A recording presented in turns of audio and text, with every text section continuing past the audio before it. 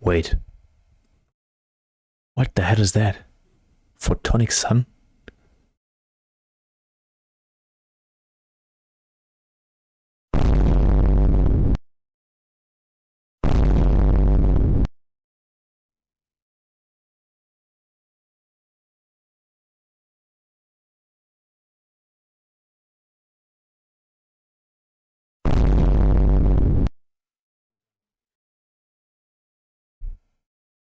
Mother of God.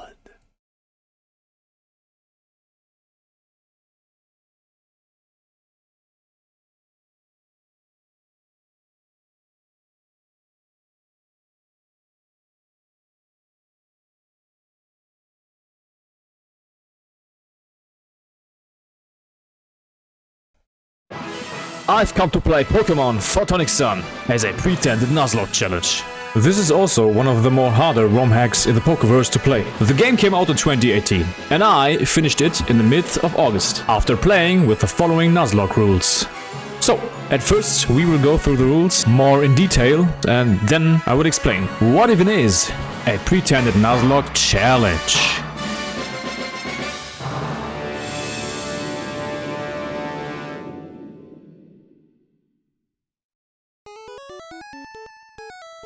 So, you might think now, What the hell is even that? what is this dude even talking about? A pretended Nuzlocke challenge? That doesn't make any sense. What the hell is that? Well, it's a Nuzlocke challenge without actually playing a Nuzlocke. Or in other words, it's more of like a simulated Nuzlocke run to test out if this game is even Nuzlockeable or not.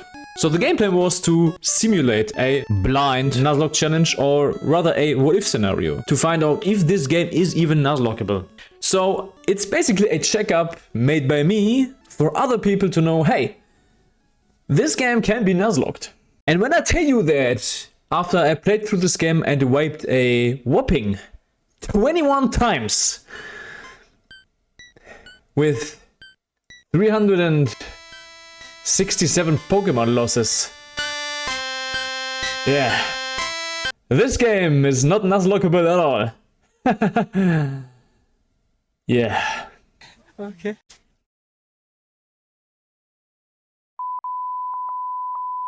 So basically, the rules are as basic and as simple as they could be. We have the first rule with the first encounter in general that will appear in every route, so I am only allowed to catch this Pokemon. With regards to the special clause, of course, for since the beginning until the rest of the game, until the end. The second rule is Pokemon can die, but they don't really die, like I already explained. This is why I marked it with a star here, so I have a checklist for if a Pokemon dies, I make a line on my note paper here. And then at the end of the Nuzlocke I will count them together. But as already told that we have a lot of deaths here to notice. But we are gonna go to that in the rest of the video. So yeah, so this is why I call it a pretended Nuzlocke. I can't faint, my team can't faint, but I note it. I note on which enemies or parts in the game I fainted. Either if one Pokemon died, a few Pokemon died, or my whole team. And then count every single death. But we'll see. So, then of course we have unlimited heal items. I chose that because the game and the hack itself is pretty hard. So, I didn't want to make it a little more harder. Then we have nicknames, of course. Don't have to add anything else here too. And if the team faints, of course, this counts as a Nuzlocke loss, which I also will, count on my checklist and note it. So, ladies and gents, this is gonna be a long ride, but I tried to stuff it down in, let's say a little bit under 1 hour. Forgive me the length, but it was a long ride actually. I played this game for like half a year now. Yeah, so anyway, this game still brought a lot of fun to me, and it was nice to play. I had a lot of cool moments. So, this video will contain my full journey through the game Pokemon Photonic Sun, and of course the hardest boss battles, the greatest rivals in this game. Of course here and there some losses and deaths, of course, which were pretty annoying and painful sometimes, but I mean, it's just a pretended Nuzlocke, not a real Nuzlocke, so I haven't wiped it's okay. So basically this is what it is all about from start to end. Actually, before we start, I haven't played the post game, so just the basic main run of the story. So post game is not included here. So without further ado, grab some snacks, grab some drinks, because boy, we're only getting started.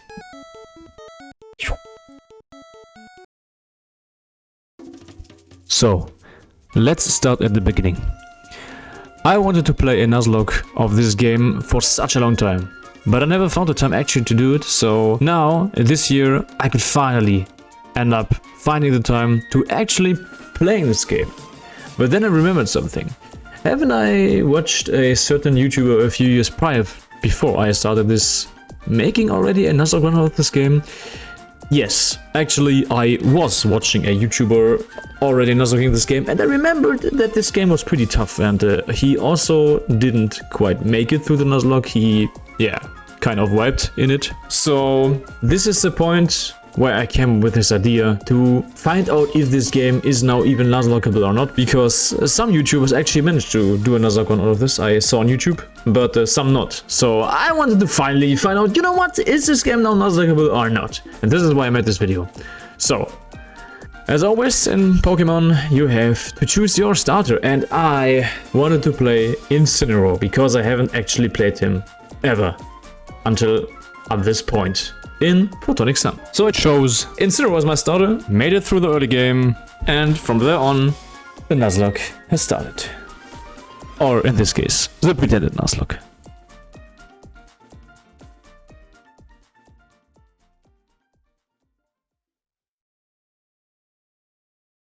The beginning of the game wasn't even that hard. You know, it's as usual, Professor Cuckoo is gonna give you the Startermon, and then you go out, leave your mother's house, and then catch some Pokemons here and there, get some good encounters. That's what I managed to do. So in early game I got myself a Mime Jr., which is a great fairy psychic Pokemon, a Magnemite, which is pretty good early game because of the Steel type advantage, and he has a lot of resistance to things, and a Pichu, which I already mentioned before. Also I called my starter Black Panther, which I found was a pretty fitting name. Yeah, I was happy with my starter, Litten in this case, and from there we managed to go through the first 2 or 3 cities until the first boss battle, which was Captain Ilma. So, Captain Ilma arrived with the first boss battle in Pokemon Photonic Sun, and with that we even had our first loss in this battle against him.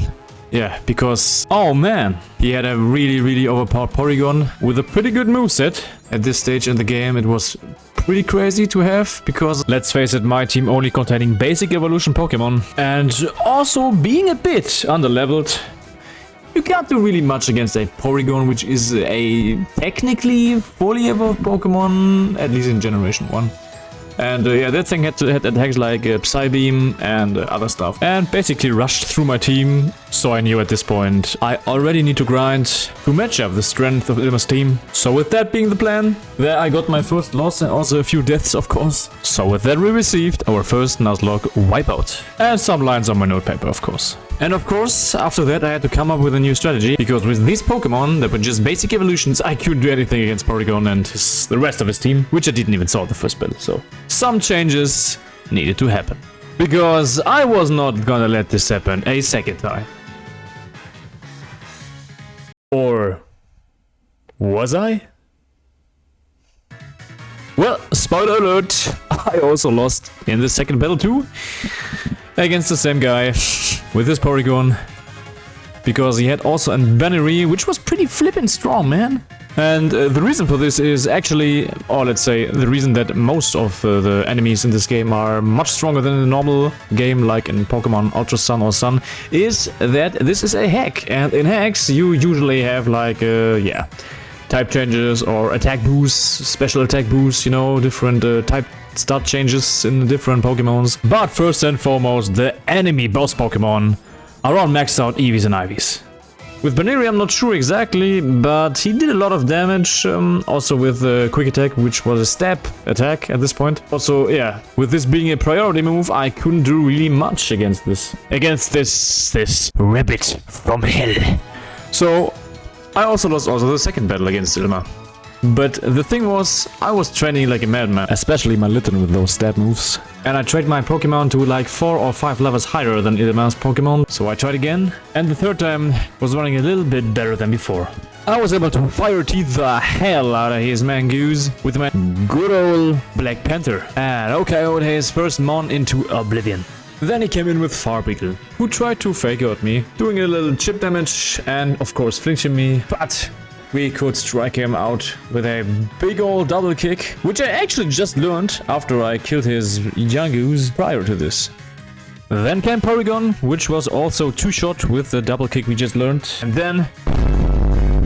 Oh my god, bro. Oh, hell no. Came the man, the myth, straight out of hell. Baneri again, who immediately landed a quick attack stab crit on my Black Panther, which we thank godly survived in this case. And then I could strike back with a Fire Fang, also killing it one shot, which brought me the win in this case against Ilma, which was the first battle oh, in this case, the first boss battle where we already wiped 2 times. But yay! Up until this point I was still very motivated, but I didn't quite expect it that high of a difficulty in the first boss battle at all. Which brings us to the next mission, which was not following up long after the boss battle against Ilma. And that was the first trial, the first mission trial in this game, which is called Mahado Trial. So, a little callback into history. Last year I played Pokemon Sun and Moon, or Pokemon Moon in this case, for the first time. And I remember what was happening here in the first trial, that you were against like a really strong enemy, much stronger than a normal enemy. A really strong enemy called the Totem boss, which was basically a normal Pokemon, just really much bigger and more stronger, who will get a stat boost when you start the fight, and yeah. So the first enemy we had was a big ol' Mangoose as the Totem boss. Nani? Surprise, motherfucker.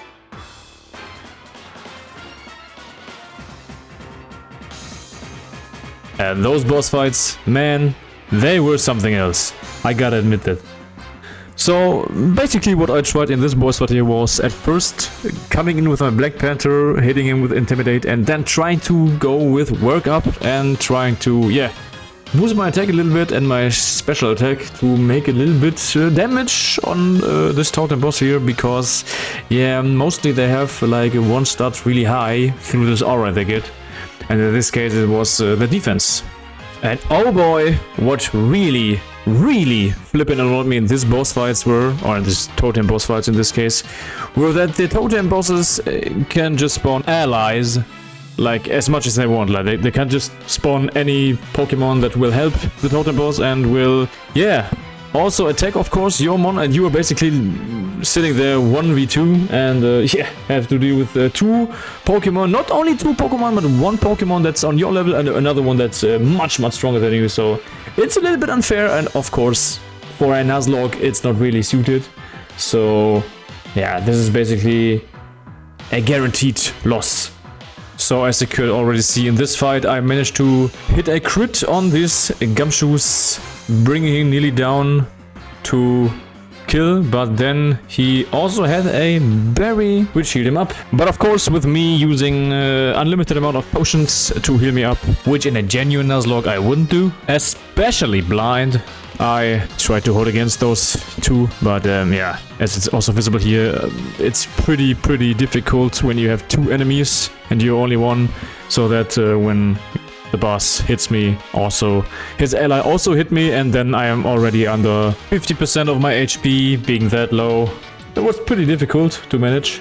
So for this battle I had to switch a few times and heal my Pokemon enough times so that I could switch onto Pikachu and just kill the Gumshoos with an Electro Ball and yeah, get the job done. So that after Gumshoos fainted, only his ally was left, which I could just one-shot with Electro Ball again, and bringing me victory from trial number 1, which ultimately meant we were getting our first Z Crystal.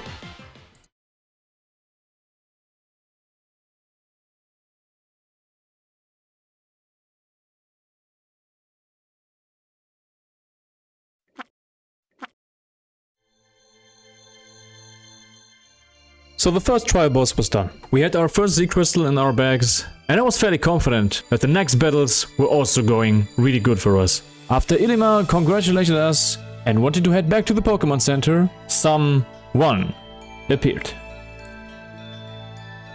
Someone with the names of Susie and Dulce, coming from a land far, far away from us, which have something to do with the Ultra Beasts, which we find out eventually later in the game.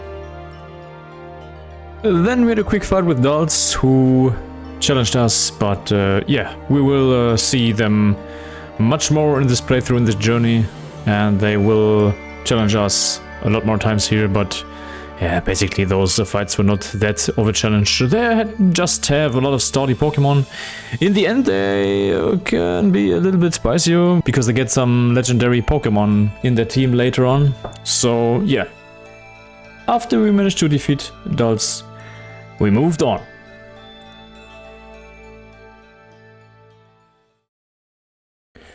Alright, so let's take the time to throw in a little bit of a team recap.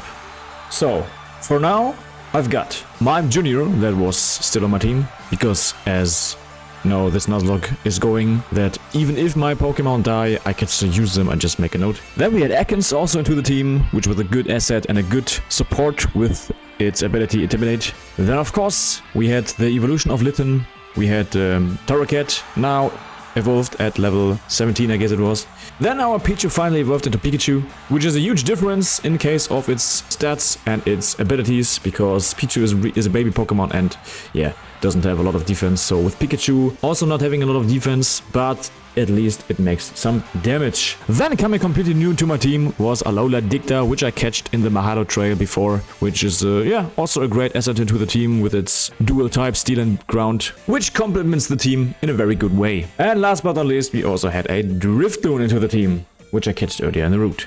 So, this is the team I was currently using at this point in the game, and of course the teams won't change too much in the game, because as I already told, that even if Pokemon die I can still use them, so the teams are not gonna change too much in the span of this video, but if there are changes, or if there are, let's say, big changes to the team, I will of course mention those. So, with that being the team for this time, let's keep going.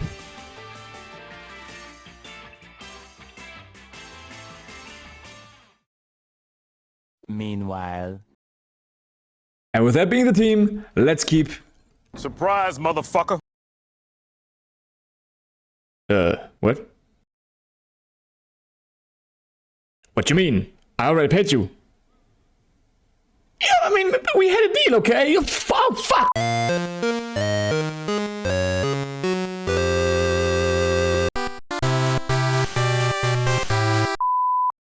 Okay. Let's keep going. Let's keep going. I'm good.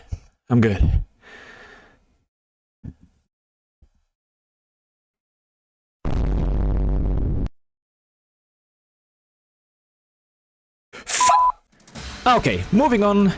After the battle with Dulce came our next battle with our good old rival Hao, who, of course, as I was picking Litten as my starter, used Rowlet as his starter Pokemon, which was doing considerably good amounts of damage, but knowing that Decidueye is an attack monster beast, it wasn't even bothering me that much. As you can see, he just obliterated my Drifloon with an resisted Razor Leaf, so I wasn't in for a too good start here, but my Alolan Dicta could have got rid of his Rowlet. Then we had Swinub, which you could attack with a Metal Claw, and with that, nearly killing him, but not doing enough damage so that Swinub could strike back with Bulldoze, killing our Britney. But from that on, we could hang on with our Ekans here, killing his Swinub, and then striking against his Noibat, who was also really fucking strong. Because, I mean, it's a Dragon-type Pokemon, they are usually really strong, so... yeah, but we could also get rid of this one. And then he was finishing his team with a Pikachu, where we struck back with our own starter Pokemon, Black Panther, who was tanking it really good, striking back with a Firefang, ending the fight and giving us the win against our rival, the son of Hala. So yeah, there were a few rival battles against Hao. I think there were 7 or 8 in total. I mean, I skipped the first 2 because they weren't really a problem. So yeah, we are starting at the third one, and then some of those also gotta be really tricky later on, But for now, we won the fight. But not long after we defeated How, we had our first island Kahuna, which was no one other than How's father, Hala, which is the first, I'd say, real boss enemy in this game, which has a team of 6 Pokemon in this hack. I don't know exactly how many mons he has in the normal version of Ultra Sun and Ultra Moon, but here in this hack he already had 6. And he was also the first enemy who I actually thought, okay, at this point the game's difficulty must have increased a lot, because not only he had, of course, a full team of 6, but also he had Pokemon like Halucha, who are fully evolved and are really strong, especially early game with his dual type. And I mean, Halucha is generally a pretty good and strong Pokemon. Really quick, has a lot of good abilities, can strike back with a full-blown acrobatic if you use it correctly. And yeah, that's a pretty terrifying league, to be honest. And also, he was the first enemy to use also in-game items, or given items in this case, like for example berries, or items like Flame Orb for his, in this case, Makuhita, who had Guts and who was doing good amounts of damage against my team. So I was wondering, where does this game go from here? We had the first Island Kahuna with a full team with really strong items, and it was like just like, okay, we have so much more enemies in this hack, and also maybe some extra enemies. I wasn't sure exactly how this hack was created. So I was wondering if the difficulty increases like as quick as it did here, where will this go, you know? And well, as I spoiled in the beginning, it was a pretty tough game, and I wasn't sure how well I will go through this game at all. And also, of course, if I have to stop playing because it got too hard. But I managed to play through it, and yeah, we're able to finish the game.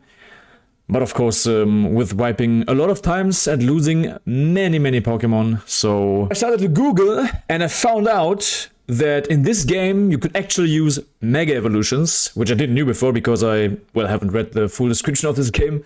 But that was a pretty good thing, because not only we could use Z-moves now, but also Mega Evolve our Pokemon and use these both in a fight. And this, for me, made the game really exciting to play.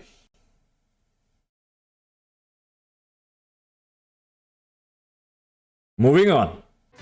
Also, it was worth mentioning at this point that the game not only allowed Mega Evolution and Z-moves in the same battle, but also had a really great encounter variety, where you could find and catch a lot of different varieties of Pokemon, not only in different forms, but also from different regions around the games. That not only allowed for different types of Pokemon teams and strategies, but also gave me a whole new range of possibilities to change and adapt to certain trainers, and also added a lot to the fun of this game that I had up until this point. So as we progressed to this fight against Hala, I had to heal a few times and switch a lot of times to get through his team, while being at the last mon, Halucha, from the beginning. So with our Black Panther not dealing enough damage, I had to switch to Alolan Dicta, who was just killed by Halucha's fighting attack, Karate Chop, which ultimately led me to switch to Fake Mouse alias Pikachu, ending him with an Electro Ball and bringing me the win against the first Island Kahuna boss.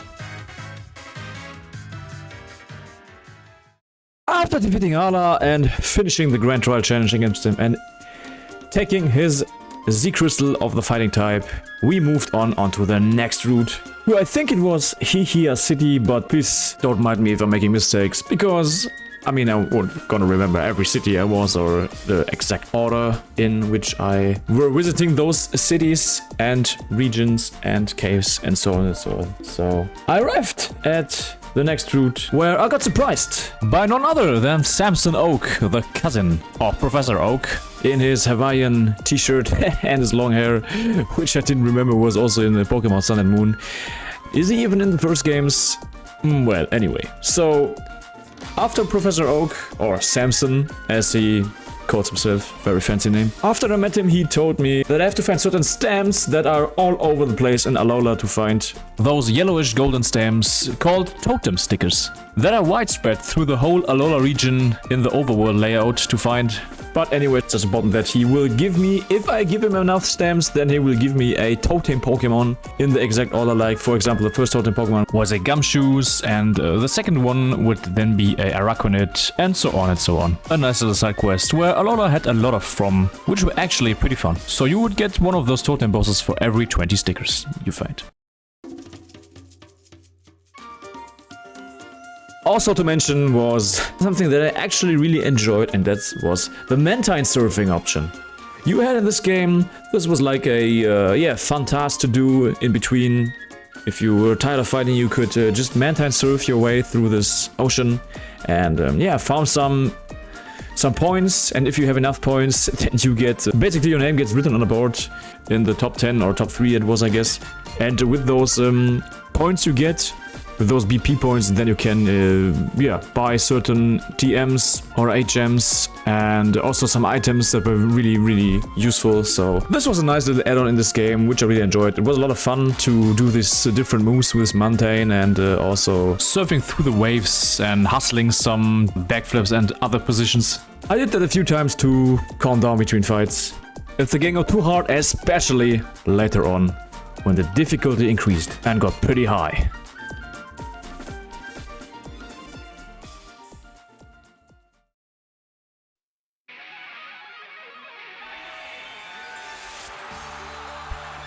Then, for a long time, nothing really important happened, and we nearly reached Paniola Town, where again, How challenged us to a fight. My team pretty much stayed the same, with the only exception that Ekans evolved into Arbok, and also getting the Dark type, in addition to its Poison type, which made this Pokemon, to be honest, really flippin' strong, because it only has now a Ground type weakness, loses its Psychic weakness, and with although getting an attack boost, this Pokemon was a contender to be my stable team throughout the game. How's team was basically the same team that he had before, with the only change that he adds a Meryl to his team now, which in this game is already a Water Pheromone. So nothing really new here, but the irony in this fight here was that How has some Pokemon that are usually not that great and are usually weak, but actually in this fight, I don't know why, but he nearly swept me with his Swinub again. I don't know what he gave his Swinub, maybe some good up proteins or something. Then I looked up in the internet if Swinub actually got a stat boost, but I saw that it didn't, and yeah, it basically just obliterated me by himself, so apparently Swinub is a real gangster. But in this case, Swinub was the only real wall and threat, and the rest were pretty doable, and with the help of Arbok, we could quickly end the fight.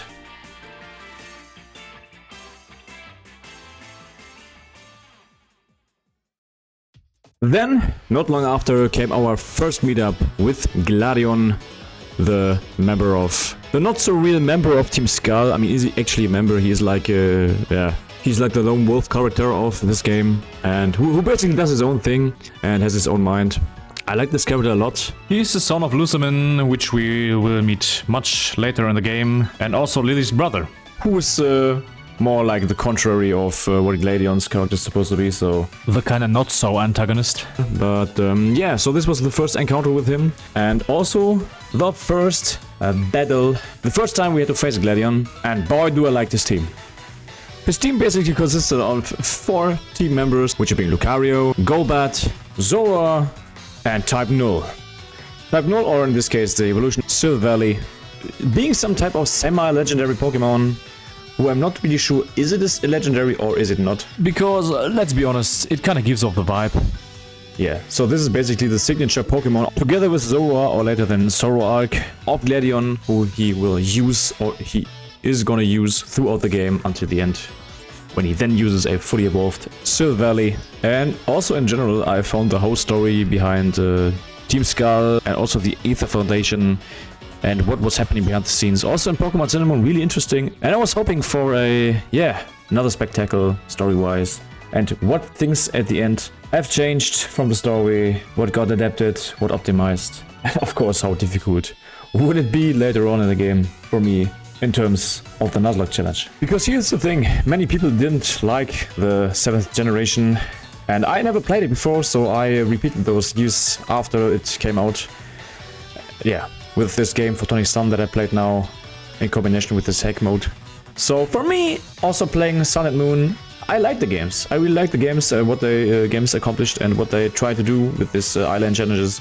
I mean, of course, there was a difference between those other Pokemon games where you had the gym challenges and of course it being more like not different islands, but more like one whole region with different routes. But it was a, yeah, it was a change I could get a hold on. I really like the vibe that Alola gave me with this holiday feeling, this Hawaiian feeling, and yeah, generally a great game, not too easy. And definitely a lot of fun to play. Also, if you do a normal run without Nuzlocke rules, it can definitely be enjoyable. So, after we defeated Gladion, we had our first encounter with Team Skull officially in this game. And, well, what I have to Team Skull? I think, for me, Team Skull is a cool team. I like them.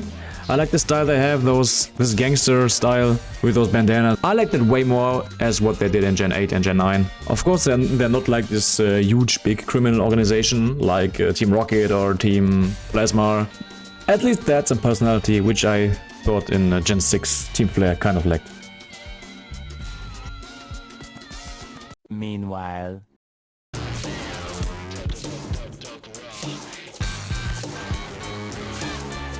So you want to join Team Skull or what? Well then, you gotta pay 50 bucks, yo! Well, because I need them. I mean, Team Skull need them. You know, for financing some criminal stuff like stealing Pikachu, I don't know.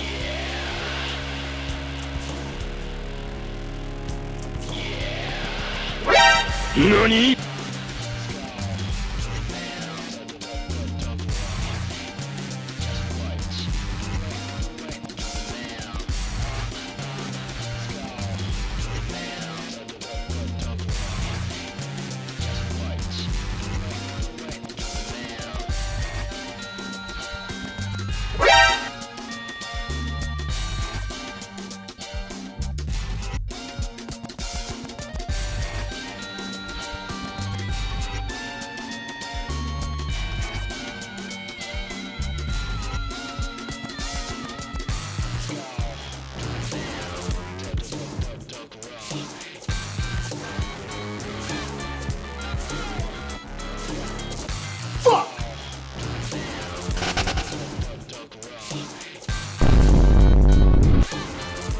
Why are you running?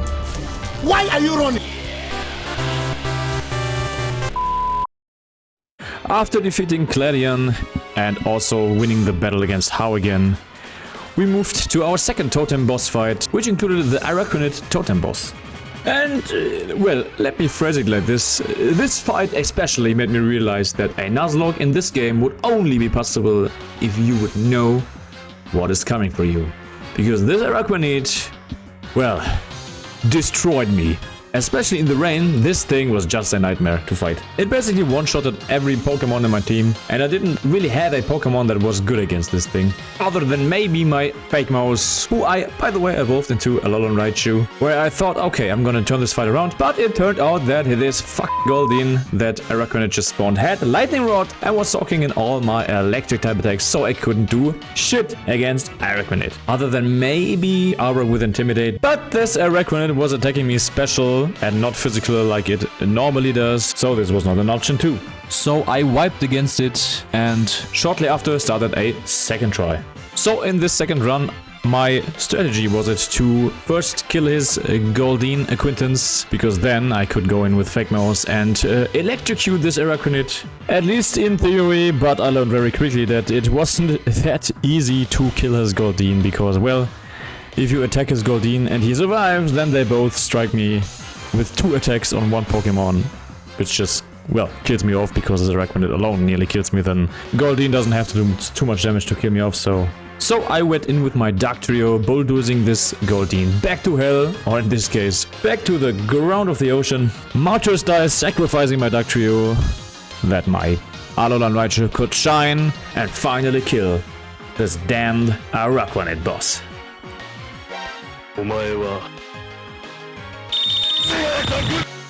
And with that, we had our second Totem boss in the bag and reached up to level 30 with our team. And I must confess that I completely forgot all the names of those NPCs in this game, so don't mind me.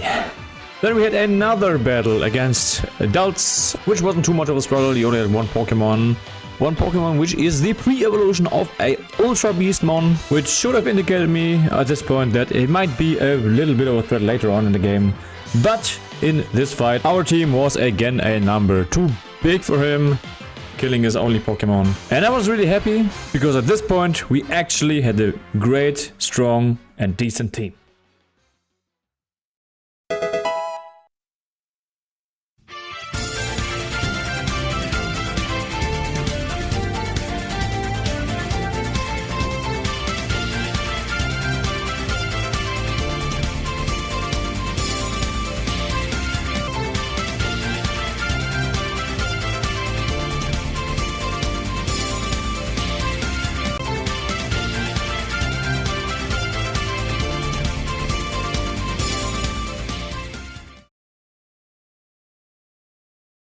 And so, as finally our starter evolved into Incineroar, and at this point in the game, our team consisted out of the following members.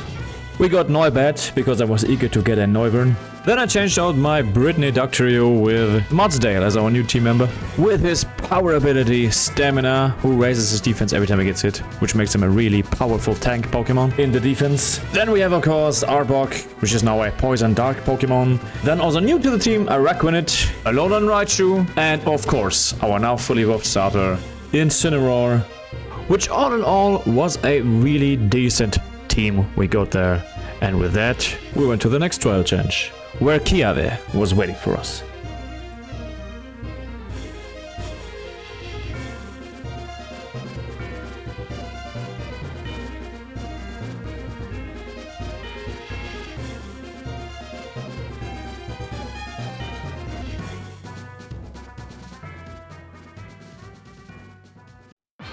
So on this point in the game, I must let out a little bit of critic, because I didn't enjoy those little trial task challenges.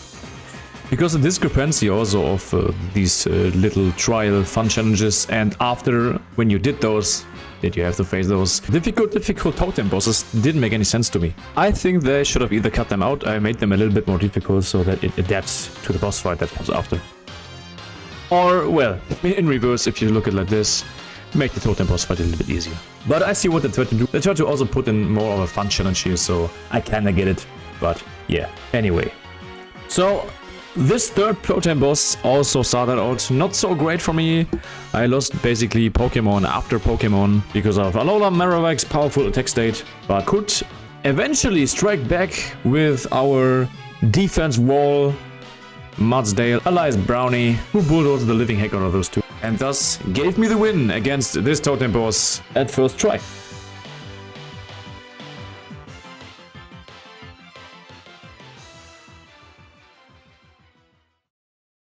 Meanwhile.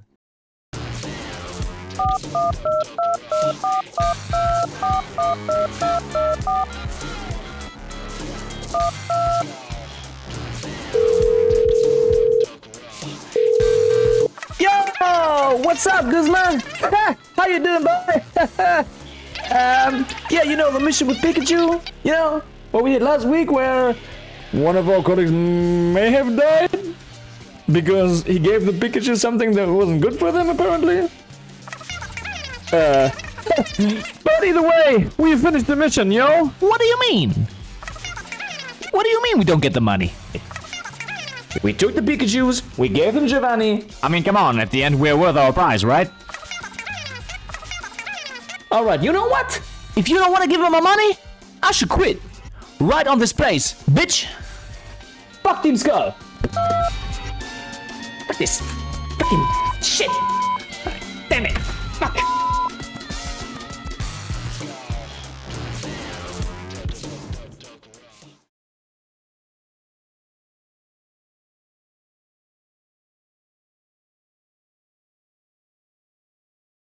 So at this point in the game, I want to make some honorable mentions here, because now we are a little bit further on in the story and in the game itself, and I realized something. I realized that there were some things that they did really great was to make the game as variable as possible, not only with the encounters, but also, for example, with different styles of movesets you can have, with different sets of Pokemon teams you can have.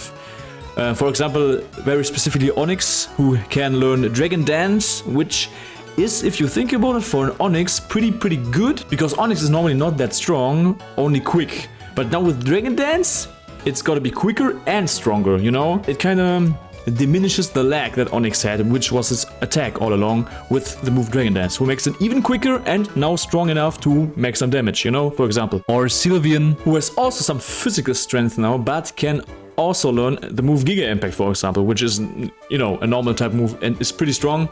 And I think with its ability Pixelate, which not many Pokemon have, but it can like turn around other types into a fairy type move, so that means that Giga Impact is now a fairy type move with 150 base power, which is insane, you know, which makes this mon even more stronger. But these are just examples. Also, another mention is here my Noibat, which I just got into my team a little bit earlier, who, yeah, just evolves now with happiness instead of level 48, which is quite good. But, you know, they changed a lot of stuff here, which in general I think is really good and really creative.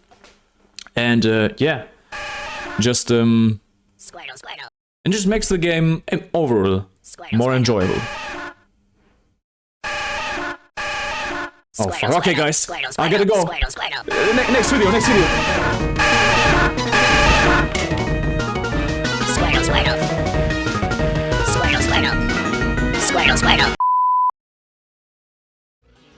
But then the next Totem boss fight, I can only say that the game kinda didn't want me to win here. That fight felt like it was scripted since the beginning. Next on was the Totem boss, Lurantis. And oh boy, if Araquanid was a pain in the ass, then that thing was for sure pain in the ass times 2. But what was the craziest thing here was the strategy that this Totem boss battle had going on for the enemy team, that Lurantis was protecting every round while Ninetales, his acquaintance, putting out the sun and throwing flamethrower after flamethrower.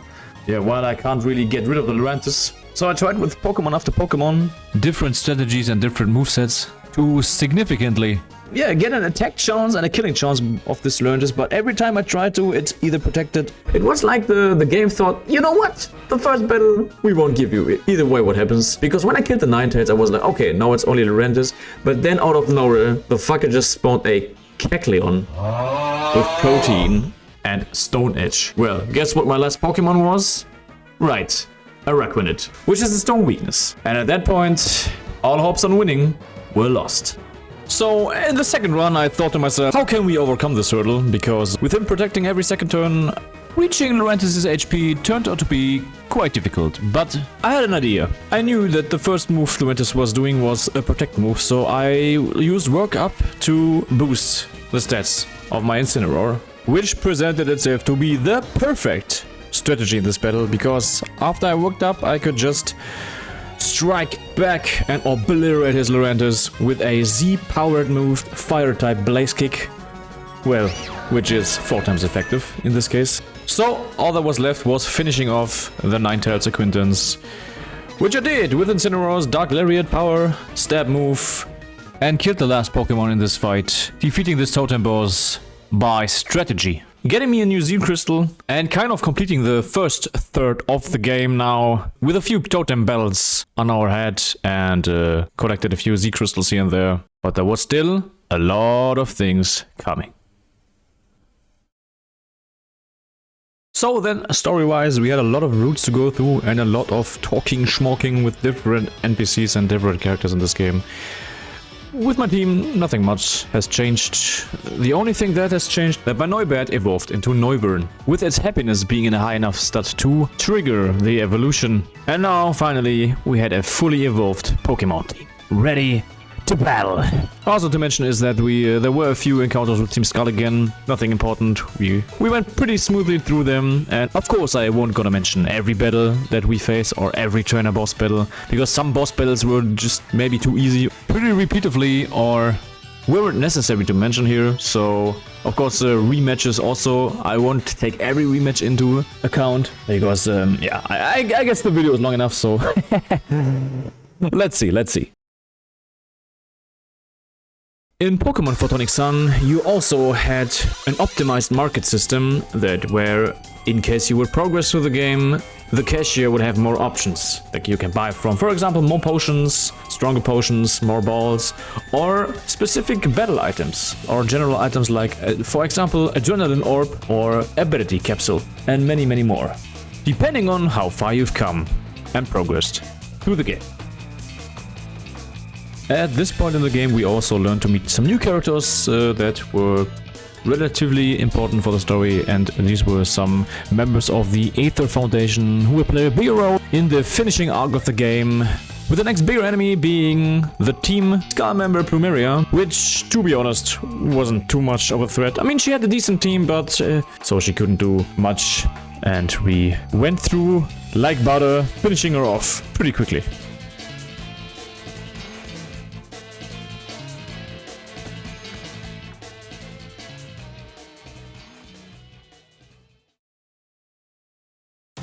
And thus, the next Kahuna trial boss was waiting for us.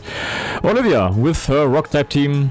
And from that point on in the game, every enemy, every bigger boss enemy had a team out of minimum 6 Pokemon members. So, a full team to compete against. And while her team containing mostly tanky and huge defending rock-type Pokemon such as Probopass or Gigalith, she obliterated me in the first run, pretty quickly won the fight with her different varieties of rock-type Pokemon, especially with her ace, Lycanroc in this Blood Moon form. Yeah, who was pretty quick, pretty fast and pretty strong offensively, and yeah, just as I thought, okay, maybe I can win this 1v1 at the end, but yeah, I forgot that Island Kahuna bosses can also use Z crystals, so yeah, that this thought was immediately diminished, and so was my chance to win. So in the second fight, I used my special ability of my Mudsdale alias Brownie as my advantage, because of the defense boost that I get from physical attacks, and yeah, this was basically all strategy that I had for this fight, and it kind of worked. I pushed through with Brownie until it was killed by Lycancroc. From there on, I could move on with my Darth partner Elias Arbok, attacking Lycancroc, but getting counter-killed. So that, yeah, my last Pokemon was my starter, who had enough HP and stamina to kill him off, thankfully, and yeah, and also killing her last Pokemon, which was Probopass, but who was weak against my 4 times effective Brick Break. And thus, this battle was won in the second run.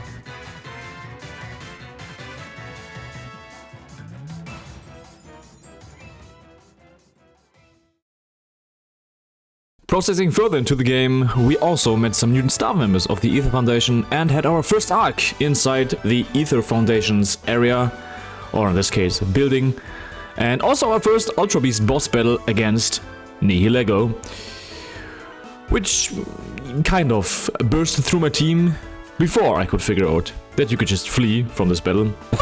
Lol. My team was still the same, with the only exception that I had a Haunter in my team now, because I eagerly wanted to get a Gengar, or in this case a Mega Gengar, because you know, you can use Mega Evolutions here. I wanted it, so I had to grind for it, because Haunter evolves via happiness in this game. Then we had to catch the bus for going to Hockalani Mountain to make some more story progress, reaching the Pokemon Observatory, and starting the trial of our little ginger friend Sophocles, where we had to sort out some Chiabugs in the right order to get that energy going, which wasn't quite that easy. I kinda had to take back what I said earlier in the Alolan-Marowak trial challenge, where this was very easy, but this now was kind of difficult because I didn't quite get that you had to form a Z at the end with those Chiabugs. But yeah, anyway, so the trial boss came and we started the battle, which was none other than big ol' chunky Togedemaru, which is a Pokemon I actually quite adore. I mean, it's like another Pikachu version, but I like it. I also like the type combination Steel with Electric. That's pretty cool. So we battled And at this stage of the game, my Haunter also finally evolved into Gengar, also being in our late 50s already. For this Totem boss and the experience I had now, facing a whole lot of Totem bosses prior to this, and kinda learning their battle style, which were always pretty unique and powerful, but totally manageable, if you had the right strategy to go with. I was sure that this Totem boss also was gonna spawn some inconvenient dangers here, and this danger was, in this case, a Skarmory who used Tailwind to boost the speed of Togedemaru on the one hand, and Skarmory himself on the other hand. So the strategy was clear. I was going to make sure that Togedemaru was pre-damaged, to not let it get away so easily. So I kind of sacrificed my Gengar Poltergeist here. Then came in with Fake Mouse, trying to launch my strategy, killing off the Skarmory first and then killing Togedemaru, because what have we learned? Well, it's kinda a safe loss, but 1v1 is the way to go here. Especially in those Totem boss fights. But then I remembered something. The Togedemaru had the ability Volt Absorb, and this strategy wasn't going to work, so I set myself to first cut down the attack of Togedemaru with Charm and then strike back with Brownie, who could then eventually tank those physical attacks of both Skarmory and Togedemaru, boost his defense and strike back powerful later on. But going back to what I said earlier with the strategy that in a double battle is a pretty powerful strategy, especially when you play Nuzlocks, to get rid of one side of the enemy team and then only focus on the other side, which gives you the 2v1 advantage in most of the battles. So, as we got rid of the Togedemaru thanks to a quick draw, quick claw, high horsepower of Marsdale, finishing this thing off, and now using our type advantage with Black Panther, killing off the Skarmory that was left, and bringing us the next Trial Totem boss win, which was definitely one of the easier Totem bosses in this game.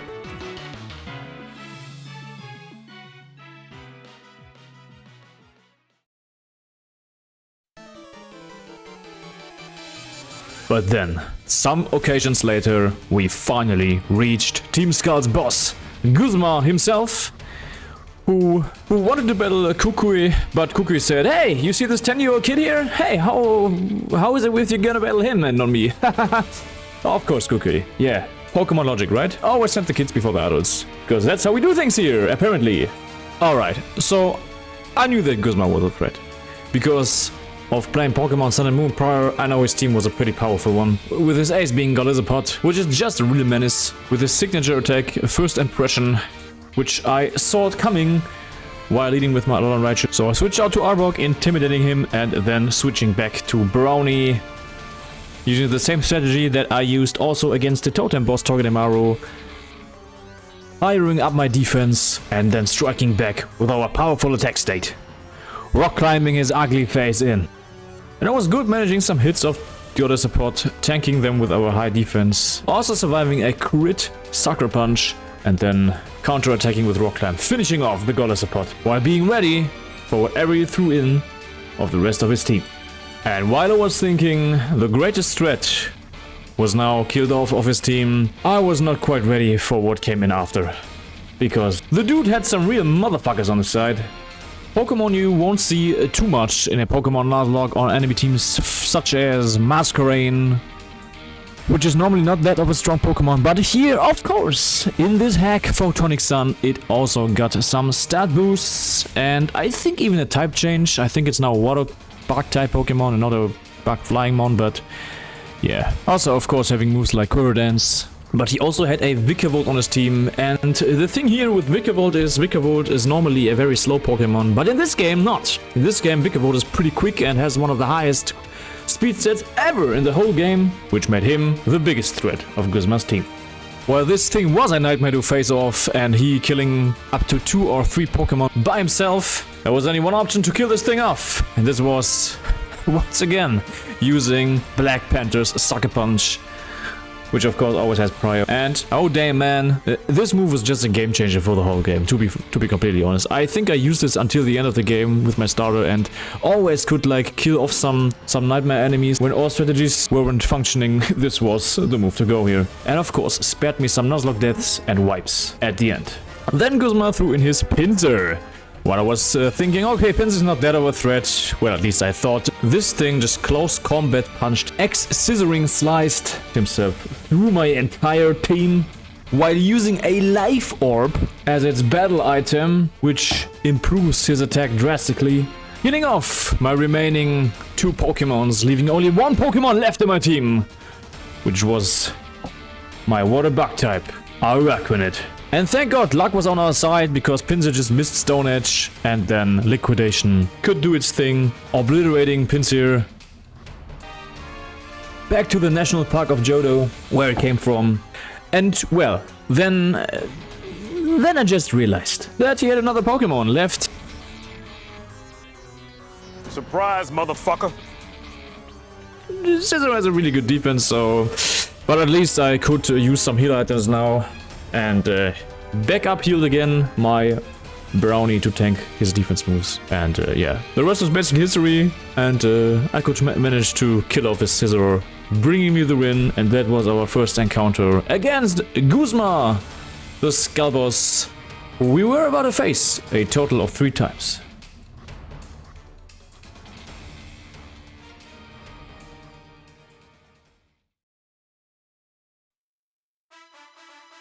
Moving forward to much later in the game, I want to mention how I fell in love with Incineroar's signature Z-type attack. In general, the whole cage boxing ring animation with him striking from above is really funny to watch, and I used it a lot in my playthrough. Also, at this late point of the game now, I can already say that I don't know how some people managed to do a Nuzlocke run out of this, but I must imagine they either had infinity amounts of luck to get through so far, up until the end to finish it, or they just knew what was coming and not playing it blind, knowing the enemy teams before they played against it.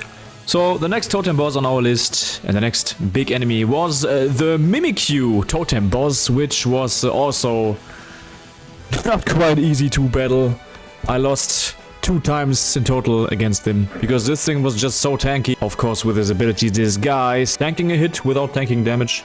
He also spawned a Jellicent and a Chandelure to help him out in this battle. They were just dealing also loads of damage to my team, wiping me 2 times, and then at the 3rd round, I was just starting to blast attack like a madman before he could reach up +6 step and attack with his Bull Cup move. And through using a lot of heal potions and switching a lot of times, I could turn the fight around and take the win against this boss. We are now shortly after. We were finally about to visit Team Skull's base, or in this case base town, where they were hiding, facing some Skull members, getting some good experience here and there, and also of course facing Guzma for the 2nd time here. But to be honest, I won't go in too much detail in this battle here, because it was like the same battle as the first battle. It was pretty identical. The only difference was that he had 1 Pokemon more, and that was a Volcarona. The rest of the scene is pretty similar and such, so yeah, we managed to defeat him and left Team Skull Town with a bang.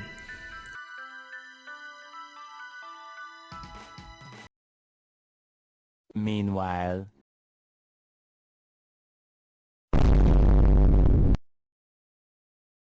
Squirtle, Squirtle. Squirtle, Squirtle, Squirtle, Squirtle.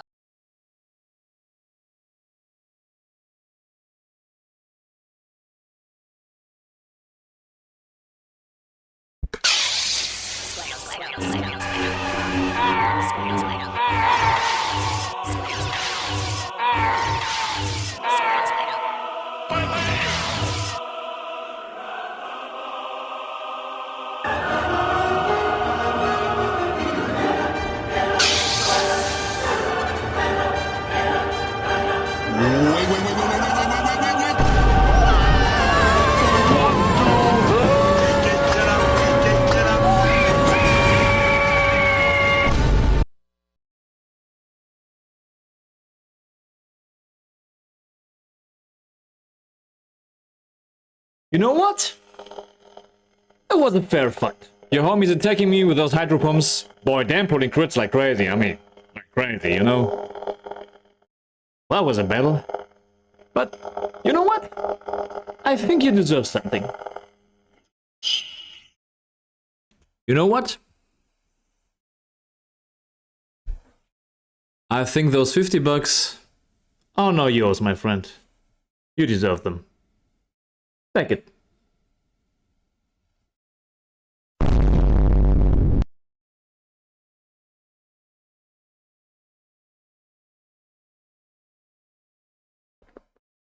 Alright, Yeah, I see you too.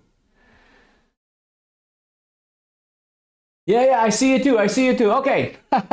yeah, all right. Until then. Damn squirrels putting up those guns out of nowhere. I don't know what that is. Going to be crazy motherfuckers. Holy crap. Damn, they have tough heads, man. Those headbutts fucking hurt. Okay. So, anyway, we are in peace now, handled our little conflict, and we're good now. So, if you haven't considered it already, please leave a like and subscribe if you want to, because this video was a lot of work to do, and I put everything into it for the last month or so.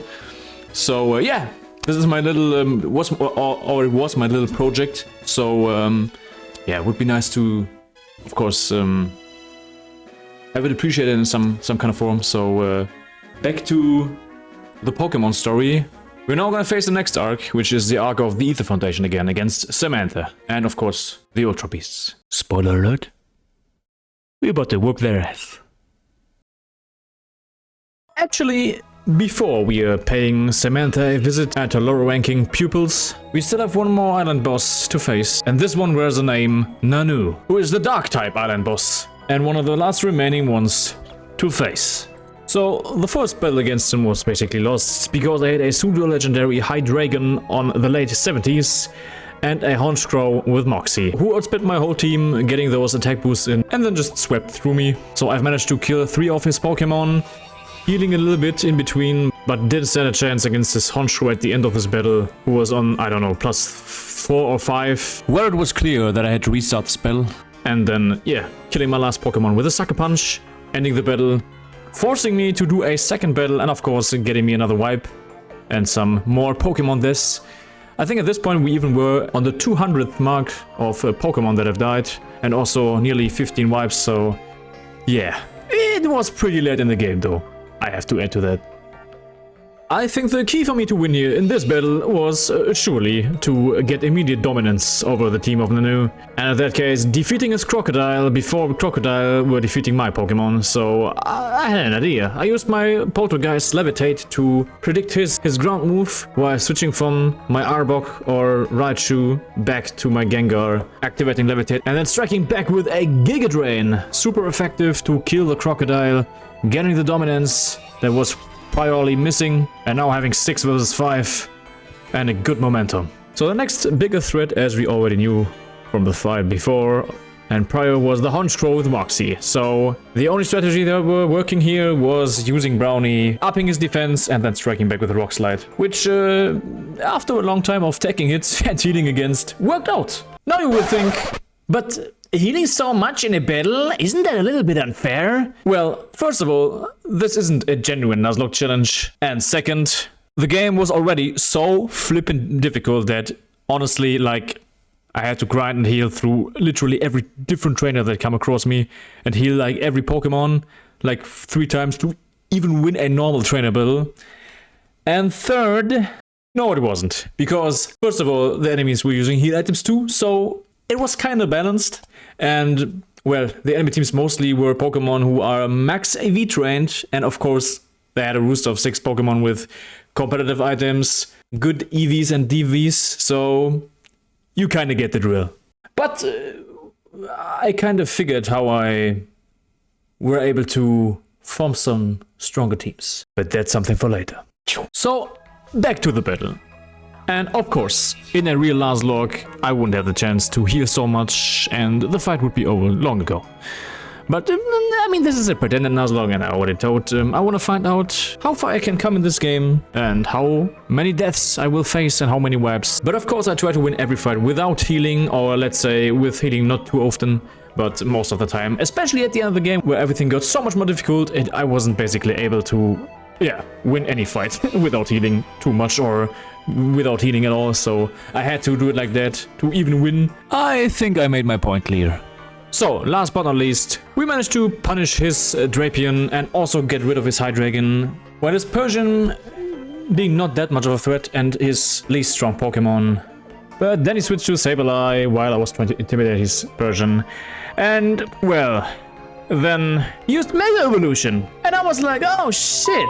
Yeah, right, I can use it too, so why don't the enemies can use it too? I haven't thought about that at all, but hey, at least make the game more difficult. Yahoo!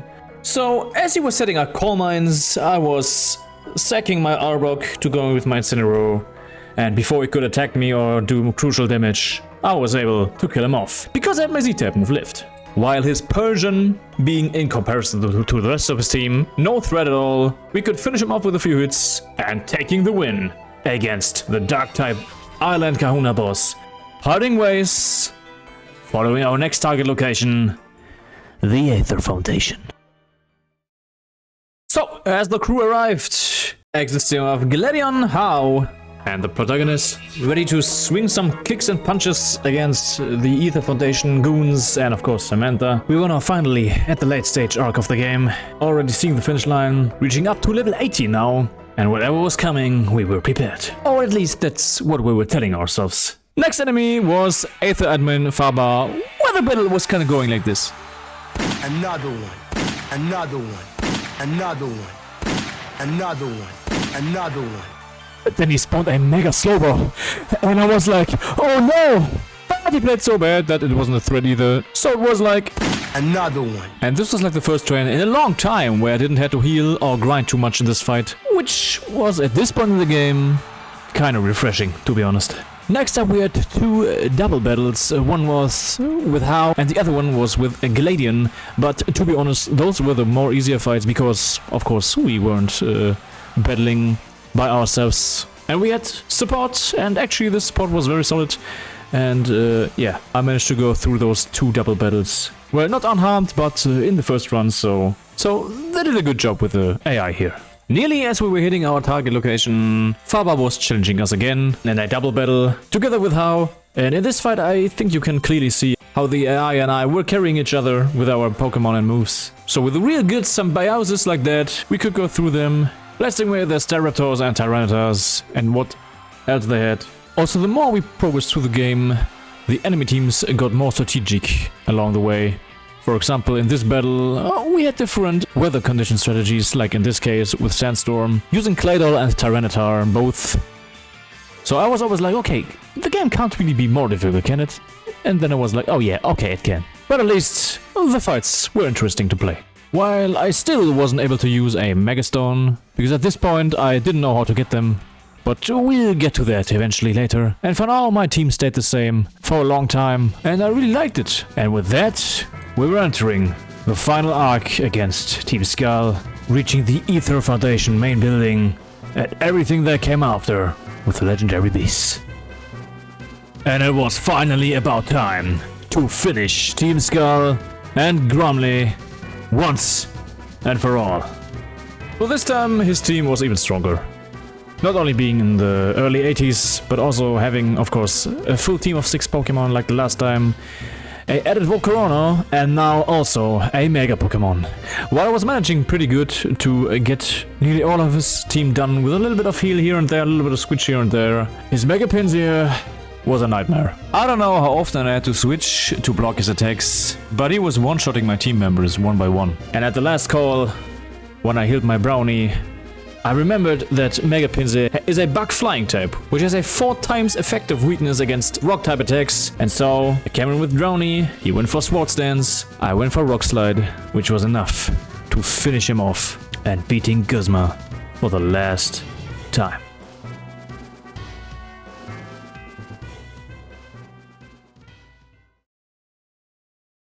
Then before we enter the Lusamin boss battle, we had to face Dulce in one of the last encounters with him. And if you remember the last battle we had, where he had one pre-evolved Ultra Beast, well, this time he had not a full team but 4 team members, which were all Ultra Beasts, fully evolved with max EVs. But to be honest, he wasn't that difficult to beat, because I had an answer for every one of his Pokemon. For example, he leaded with Naganadel, who I just killed with my Z-type attack of Incineroar. Then came Buzzwole, who was also weak to my fire-type attacks, where I could also kill him. Then came Kartana, who killed my Incineroar with a Sacred Sword, super effective, but here I could just pull up my defense strategy again with Brownie, Mudsdale, to boost my defense and then strike back later after healing a few times to kill the Kartana. And also the last Pokemon, which was a Blazefalloon, who missed his attack, and then I could just counter with my Araquanid, killing him with Liquidation, which critted him to dust. And that was Dulce. But then finally, we entered the boss battle against Lusamin in the final Aether Foundation Arc, where the gang assembled one last time to stand up against the not-so Mother of the Year. I know she was gonna be in her mid-80s, so I felt pretty prepared, and then we fought. While keeping in mind that this battle was about to be one of the most difficult in the whole game, but from the last battles that we had prior to this against the admins and also of course Dulce, to carry this battle in the first run already. And this, in my opinion, was a great fight, which felt a bit like a competitive online match, because it was so balanced. It wasn't too difficult, it wasn't too easy, it was a really exciting head-to-head race. And I pulled up everything I got against her team, which was containing only fairy-type Pokemon, leading with her Clefairy, who wasn't a real threat, to be honest, because I had my Arbok, no problem. Because Darth Python is the fairy killer. If that is not a fact, I don't know what is. But then, she had an answer. She came in with Lilligant, and Lilligant set up a few Curvedans to boost special attack, special defense, and speed. And then I forgot that Curvedans was also boosting her speed, while coming in with Gengar, trying to kill the rest of her HP, forgetting that she will outspeed me, and then killed up to 2 to 3 Pokemon of my team. And the only reason why I didn't wipe here, because she was about to sweep me, was again, well, you guessed it, Sucker Punch. Dude, I swear to God, priority moves were the solution for this game. So, we've killed the first half of her team, and then she came in with Milotic, who immediately ate a Gigavolt Havoc of our Alolan-Raichu, which, to my surprise, didn't kill, because Milotic is a tank, and of course, with every Pokemon having max IVs, it kind of makes sense, but yeah, I just love this Pokemon. So we killed it off with Volt Switch. Then after came his Magus, who was pretty easy to beat, to be honest. We switched a few times, killed it off with our Poltergeist Gengar. Then we came to her Beware, which was the first non-fairy type Pokemon in her team, which had also no way to go because of our wall, Mudsdale, and that left us with only one Pokemon to go, which was a Mega Absol, which were also getting the Fairy type as a secondary type, so Dark Fairy striking me with a few Fire Blasts, doing a lot of special damage, but oh man, Mudsdale is just from another planet, also tanking 2 Fire Blasts, who actually should have attacked physical, because that is his main asset, but Mudsdale was too high of a defense and could tank those Fire Blasts too, hit 2 Earthquakes, and killing off her last Mega Pokemon, bringing us the win! Defeating Lusamin in first run. Heck yeah, mission accomplished. And what a fight that was.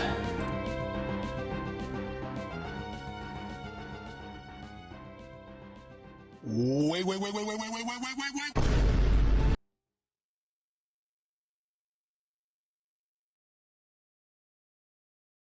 We reached now finally the last remaining island in the game, Pony Island, which is also home of the Victory Road and the Pokemon League itself. And now we are coming to the point I made earlier, where I said I found a solution to actually easen up the game for me a little bit and to build a much stronger team with the help of PokeHax, where you can optimize your Pokemon team, the Pokemon that are in your box, giving them items that exist in the Pokemon world, which you don't need to have in your bag. You can also adapt the EVs and IVs of your Pokemon, change their names, change their movesets, and create some really good balanced teams. And that was what I did. I didn't try to overdo it, but I found a way and a team that fits and which will help me to get through the rest of the game, and that is what came out.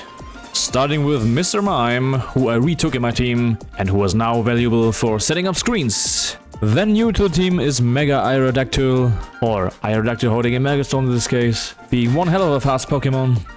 Then came Mega Glalie, who was about to be not too long in my team, because I never used that before, so I want to test it out. And also getting the rock type, which it usually doesn't have. Of course, I can use only one Mega Evolution per battle, too. Squirtle was the next new team member I had in my set of 6, who I also never played and was eager to use. Also getting now the Mega Stone from Mega Gengar to use, and last but not least, our starter. Completing our set of 6 for the endgame. As I already mentioned earlier that I can of course only use one Mega Evolution per battle, I tried to see which Mega Evolution fits my team the best and of course tested out the power of the different Pokemon could hold a Mega Stone and that I actually contained in my box. Open to use. Also, I was not only getting to optimize my team, which was actually from this point on the perfect timing, because now even normal enemy trainers were getting Mega Evolutions. So I guess now it was fair for me to also have maxed out IVs, using Mega Stones and building an overall better team. And with that, we moved on to the next remaining challenges of the game. Well, with certain challenges I just mentioned, we are gonna do it a little bit more different than we did it before, so I'm gonna go for a little boss rush right now before we head into the Pokemon League, because I mean, some minor important things happened before too, so I'm not gonna let them out, but what you're gonna see is a little summary of the things that happened. And then we meet each other again when it says 5 apples, 7 bananas, and 7 onions. Forget it. That was just my grocery list. And then we meet each other again when it says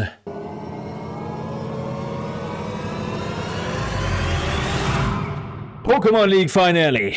Let's cock it.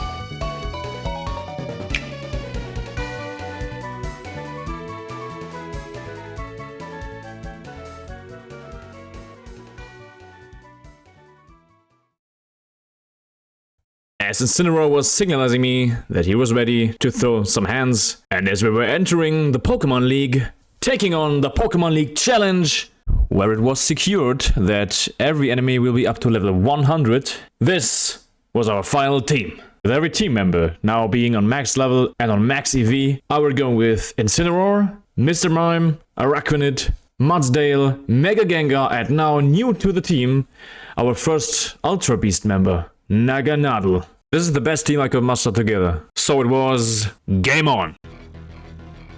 Our first Elite Four member was Mullane, who actually doesn't look at all like an Elite Four member. He kind of looks like a normal trainer or more like a Pokemaniac, I think. But he was the first to beat, and he was making use of the Steel type. I knew that his lead Klefki was a screen setup and also setting up traps like Stealth Rocks or Spikes, so I decided to quickly get rid of him. After I used my own significant setup with Sticky Web to reduce the enemy speed stat, I tried going for the kill. He could hit me with a Thunder Wave before I could finally kill him, but that was okay because Araquanid wasn't quick anyway. Next up was Bisharp, who got the init drop of Sticky Web and having Defiant boosting up his attack by 2. The Paralysis came in handy for the enemy, but my Araquanid didn't stand a chance. He was instantly OKO'd by Stone Edge. Then I remembered that my Black Panther, who now was quicker due to Sticky Whip and had a fighting type attack, could get rid of the Bisharp without further issues. Then came Dugtrio, who was the perfect candidate to set up Stealth Rocks and also initiating my defense strategy with Brownie again, tanking some Earthquakes, healing myself with Slack Off, again and again to finally strike back and use Earthquake on my own to kill it. With an OKO because Dugtrio is Glass Cannon, his grandfather. After getting rid of those, next up were Ferrothorn and Magnezone, but firstly Ferrothorn being 4 times weak to fire, I could just easily get rid of him with Flare Blitz or my Incineroar, and then Brownie managed to Earthquake OKO the Magnezone after neutralizing the Thunderbolt, which led me to his final Pokemon, which was a Mega Metagross, which is a scary opponent you don't want to have on the other side. So at first I tried to damage him with Earthquake, while he was hitting me with an Ice Punch, probably with an Iron Fist boost, which nearly killed me off, but I could hang on. And then the guy had the audacity to heal his Metagross twice in a row, while I was hoping that he wasn't gonna do this a third time. And spoiler alert, he didn't, and then I could just Sucker Punch kill him, demolishing his Metagross and finishing off Mullane with his Steel Titans. Next up was Elite Four Olivia, which surprised me a bit, because I couldn't remember her being in the Elite Four after we beat her up as a trial champion. After she killed my Araquanid relatively easy, I've come in with Mudsdale to try the same strategy that I also used against Mullane, setting up my defense stat, stealth rocking and slacking off to heal myself full again. At least that was my first thought, but at second thought I thought, okay, no, let's just kill off the Gigalith because that thing is tanky enough and I don't want to waste too much turns to kill him. So I waited for a second Pokemon that she would throw in to then stealth rock. Caracosta being the throw-in, getting tangled up in the Sticky Whip, which I previously set up before my Macro Marak when it fainted. I went for the Stealth Rocks while he was using Shell Smash, which was kind of problematic. It was time for my Mega Gengar to rise and shine, which didn't happen because the Caracosta survived the Giga Drain with Sturdy and then triggered the weakness policy, who boosted him even stronger, killing off my Gengar with an OKO, losing my Mega at the second Pokemon already. This was not up for a good start. Thankfully, my Naganadel alias Dark Hollywood was still quicker due to his huge amount of speed, even outspeeding the Shell-smashed Caracosta with 4 Pokemon left. But now, having the Beast Boost, boosting up the speed stat of our Ultra Beast, Aeropteryx unluckily survived the Dragon Pulse and Head Smash killed Naganadel. But at least the Archeops shortly dying after from the recoil of the Head Smash move, which left me with only 2 Pokemon left, which were Mr. Mime and my Incineroar. I sacked off Mr. Mime to get some damage on the up-following Cradilly that came in, and then Sucker Punch killed it. Her Lyca Croc was next, and I had to heal for the first time in this battle, while not healing at all in the first Elite Four battle against Mullane. I revived my Brownie, took on the defense strategy again, only to then soon later kill off the Lycan Croc, triggering her last Pokemon, who was a Mega Tyranitar, who didn't do any damage because our defense stat was skyrocket, and we could just easily kill it off after to beat Olivia for a second time. Acerola was the third Elite Four member to face, and she immediately started off with her Mega Pokemon, which was a Bannet, who is not one of the strongest Megas, it's more mediocre. So we set up some Sticky Webs, tanked a Shadow Claw, switched to Incineroar, tanked another Shadow Claw, who critted me, and then critted back with a Sucker Punch, killing her Mega already unexpectedly early in the battle. Then came Delmice, who wasn't a threat, followed up by Chandelure, and we all know that Chandelure is a beast, especially in the special attack area. So I tried to set up some screens with my Joker Mr. Mime, having those defense and special defense boosts, who would support me through the battle, sacrificing Mr. Mime and striking back with Black Panther, killing off her Halloween merchandise. Finally, we could also make use of our Z move, striking with an Hydro Vortex and killing her Palisand with super effective water damage. Following up on that came Mimikyu, and Mimikyu was kind of hard to get through, but with a little switch here and there and a little Intimidate attack boost, sacrificing my Incineroar, setting up the stage, and then going in with my own Mega Pokemon, we could kill him off with Shadow Ball. And not only was this Shadow Ball fatal for the Mimikyu, the Shadow Ball that followed after on the Frostless was even more fatal, killing it off, one shot, defeating Acerola.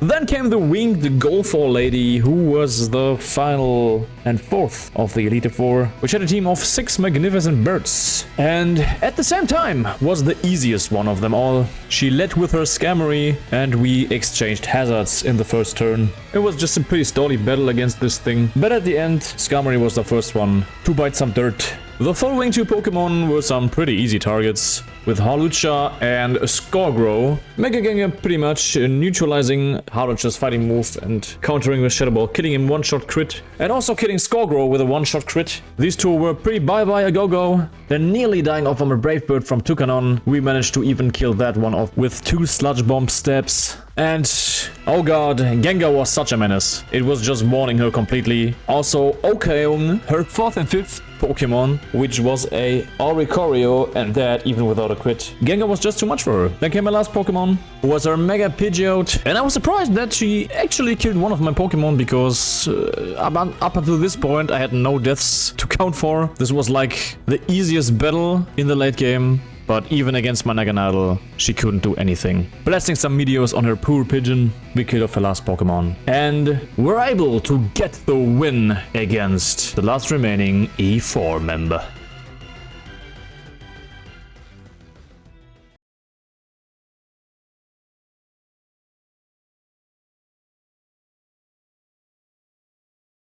Ladies and gentlemen, the champion battle finally await. And I was kind of underwhelmed and pleasantly surprised at the same time when I found out that Hao was the champion and not Kukui. Because of course, when you play Sun and Moon, Kukui is the champ, and I thought he will be the champ too in Ultra Sun and Ultra Moon. Or in the case of this hack. But it is Hao. And thus, the last war has started. So the first opponent was Mammospine. While Doc Hollywood would do not much here, I went in with my Araquanid to go for immediate explosive damage. While he was setting Stealth Rocks, I struck him with a Z-powered type water move, ending up killing him and getting myself the advantage. Then came in Alolan Raichu, and I decided to just sacrifice my Araquanid in this situation here, because it wasn't good anyway for the rest of his teams. So this move made the most sense. And if this wasn't the perfect situation to go on with Incineroar with my starter and sucker punching the hell out of this Alolan Raichu, then I don't know what is. Did that, done that. Question for you guys, what is more powerful and much stronger than a bull with 2 horns? Correct, a horse without horns who gets a critical hit and the ability Stamina. But now it was time for the Duel of the Gods. Decidueye versus Incineroar. The starter battle. I mean, we had the upper end with our type combination. Completely hard countering Decidueye here. And dude, Hao was not playing. He went all in, powering up his attack with Sword Stance. So he left me no choice to use the almighty move again. Hoping it would land an OKO on his starter Pokemon. I went for it. Fingers crossed. And it was enough. And even critted him. This move is, in all seriousness, I am fully convinced that this move is the most powerful move in Pokemon, to be honest. I mean, it's a priority move with 70 power, base power, dude. It has to be top tier. Okay, so half his team was down and we were left with Azumarill, who killed my Mr. Mime in an instant. So setting up screens didn't quite work out as I thought it to work, and Azumarill was one tanky motherfucker, and also Hao used some Filatins on it, but we could manage to kill him off with 2 Sludge Bombs, also poisoning him in prior, so it was enough damage to kill it. And then came his last Pokemon, who was a flippin' Mega Salamence, which was, yeah, I didn't count that in, to be honest. That's one powerful being, but we had the upper hand with our Naganadel being at +1 speed, banging on the Draco Meteor. That was super effective and did enough damage to kill the Salamence off, defeat Hao, and bringing us the godforsaken championship title.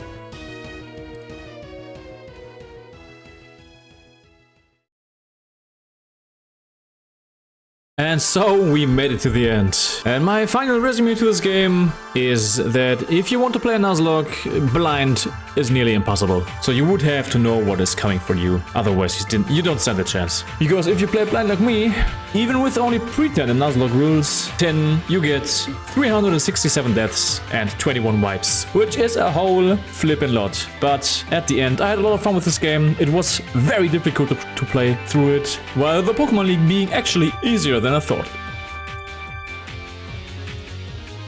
But what do you think? Maybe you have played the game yourself or you have another opinion than me, then let me know.